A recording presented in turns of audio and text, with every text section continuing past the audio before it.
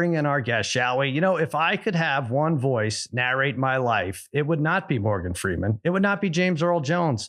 It would not be the dulcet tones of Roseanne Barr. No, it would be this man.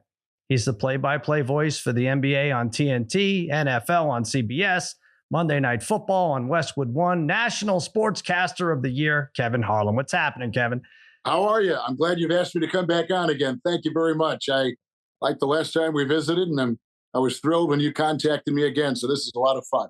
Wow. Well, the thrill is on our end. You know, last year in Minnesota, you had an interesting call. A protester glued themselves to the court. Do you keep in touch with this woman? I don't know if you're still, no? Yeah, she is a person that wants to keep in contact, number one, wants to make sure that the communication lines are open. So this year, a little less perplexing, but this year, the other day, Jamal Murray drills a shot from beyond half court right in front of you.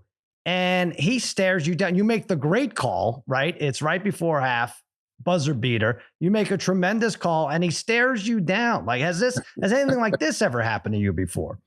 No. Sometimes players will hit a shot. Kobe would do this a lot. He'd hit a shot after he thought maybe he was fouled, or it was the degree of difficulty was off the chart, and he would stroll going back on defense and look over at our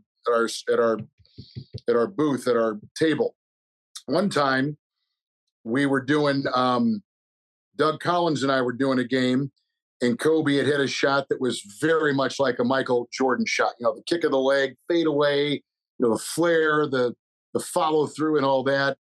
And we had said, and I think Kobe heard that as he was drifting back on defense and smiled, and he liked that. Of course, he adored Jordan.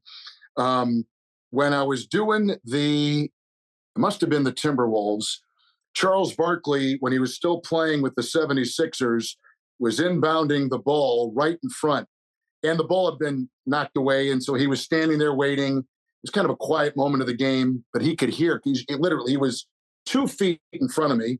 I was doing radio, and I thought, I'm going to see if I can have fun with him here. And he goes, so I turned up the volume of my voice a little bit and said, I don't care what anybody says. Charles Barkley is a very good-looking man and does not have a weight problem. I said it loud enough, and of course, a lot of people heard it.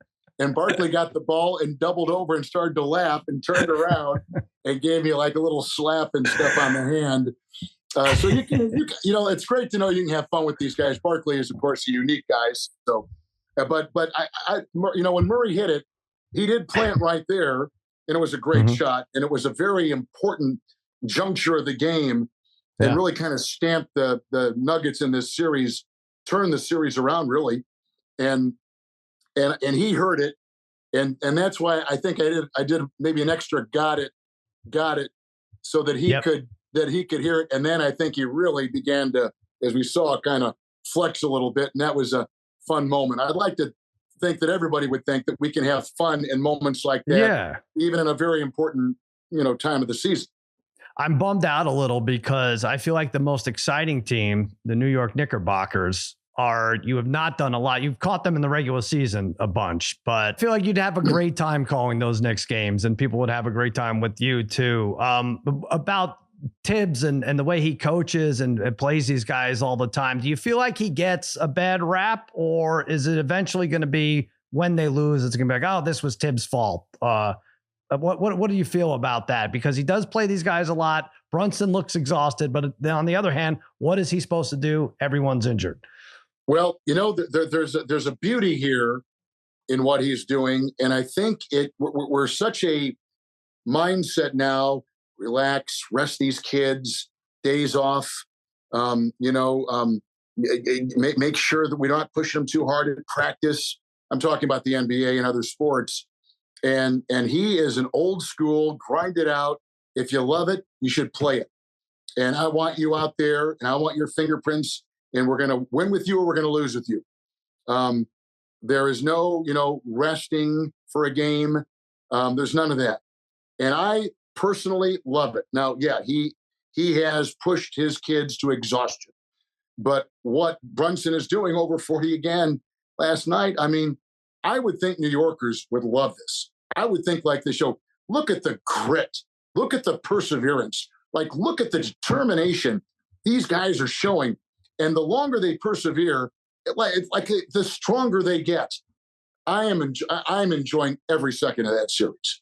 For years, even before the leagues had deals with all these betting companies, Al Michaels would make subtle mentions of the line and the spread and the odds. Is that something you're aware of during the broadcast, or does someone tell you the line before the game and you forgot about it 3 minutes later? I've got so much garbage swirling around in my head. I'm lucky that I can just get my name out when I say hello at the beginning of the broadcast. There's so many moving parts. But I will say this.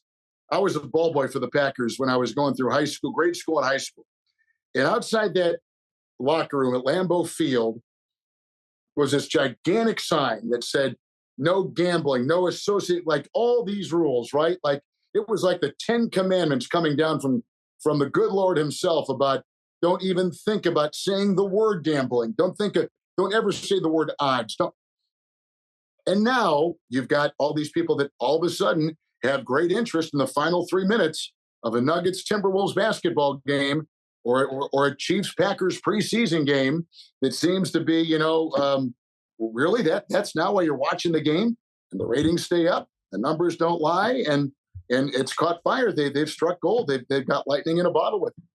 I don't expect you to gamble on the games. I could see there being a little bit of a conflict of interest and people getting mad. But I do like to imagine there is a fantasy football league for announcers like you and Al Michaels and Greg Olson. Wouldn't that be fun? If would you even know where to begin with that? And, if it were public, I would say I would say if it were a public thing, and they took the 16 network NFL announcers, play-by-play guys, put them in a category, put the analysts in a category, and say we're going to do a fantasy football. That really is a pretty good idea. Thank you. And say if there's any kind of it goes to charity, or we figure out something kind of positive at the end.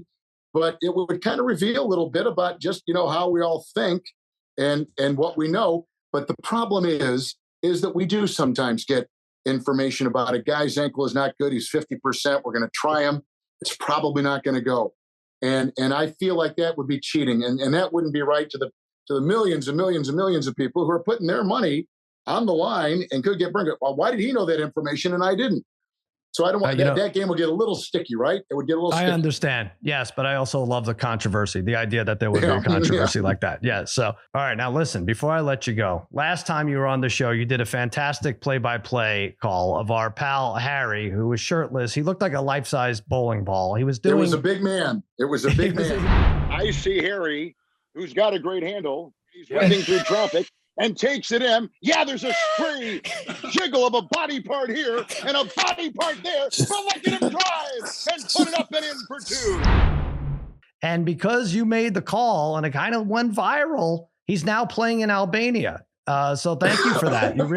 He doesn't get paid, but we shipped him off and he's playing. That was just the push he needed. But this time, since you're such a legend, I wanted to give you a random clip we found online. Would you do us this honor a second time?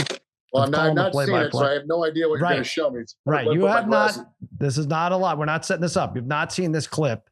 Okay. Right. You're seeing it for the first time. This is from, I'm giving Mikey Meatballs a second to load this. This is from an unverified OnlyFans account. No, this is a Little League, actually a T-ball game. Can you see this? All right. I can see it. All right. So, okay. I don't know what's going to happen. So when it starts to move, you want me to start? Yeah, just whatever you're feeling. Calling it like you're seeing it. All right. Little Johnny with the swing, and he's going to go down the wrong base. He's going down the third base line. Now cuts over to the shortstop, goes to the middle of the field, weaving by, and he's going to stop at second base. Now he's going to leave second base. It's out to left field, down the left field line, over to the dugout, seeing Mom. Now he's going to come back home. Here he goes in full stride, and he has scored. He has scored, and they've won the game. That's great. Yeah. Thanks so much, Kevin. Enjoy the rest of the NBA playoffs. Can't wait to hear you call the NFL season and T-ball games across the country. I would like that. You're so nice to have me on. Thanks. Great to see you.